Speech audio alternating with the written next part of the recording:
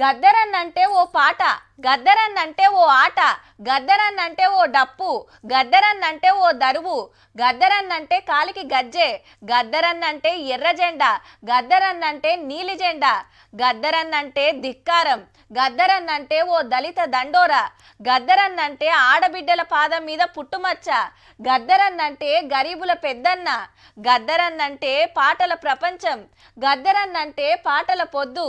తెలంగాణ కోసం దండుగట్టిన అన్న జయంతి యాల అంత గొప్పోడు కాబట్టే సర్కారే ముంగటబడి జయంతి కార్యం నడిపించింది. గద్దరన్న జయంతిని మన సర్కారే చేసింది. రవీంద్ర భారతికి ముఖ్యమంత్రి, మంత్రులు, ఎమ్మెల్యేలు, మేధావులు, ఉద్యమకారులు, కవులు, కళాకారులు చాలా మంది వచ్చిండ్రు.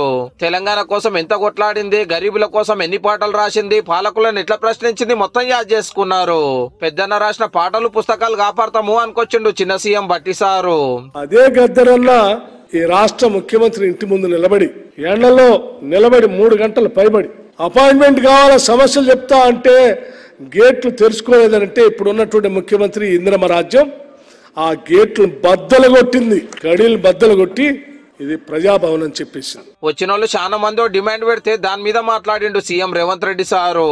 గద్దరన్న గారి పేరు మీద జిల్లా ఉండాలి, ట్యాంక్ బండ్ మీద గద్దరన్న గారి విగ్రహం ఉండాలి అని ఏదైతే విజ్ఞప్తి చేసిండ్రో ప్రభుత్వం నిర్ణయం తీసుకుంటుంది అని చెప్పి ఈ కాంచెల్లి సర్కార్ తరఫున గద్దరన్న అవార్డులు ఇస్తారట. కవులకు, కళాకారులకు, సినీ ప్రముఖులకు రాష్ట్ర ప్రభుత్వం తరఫున అధికారికంగా ఇచ్చే అవార్డులకు గద్దర్ అవార్డ్స్ అనే పేరు పెట్టి గద్దరన్నను గౌరవించుకుందామని చెప్పి ఈ వేదిక మీద నుంచి చెప్తున్నా. ఇదే శాసనం, ఇదే జీవో అని చెప్పి, నా మాటనే జీవో. మంచి మాట చెప్పినవని బట్టి సార్ వచ్చి అమరుకున్నాడు. అటు ఇంకా అందరు వచ్చి మెచ్చుకున్నారు సీఎం సార్ ను. ఇంకో 5-6 నెలల గవర్నమెంట్ పడిపోతుందని అనేటోళ్ళ గురించి గిట్లా అన్నాడు.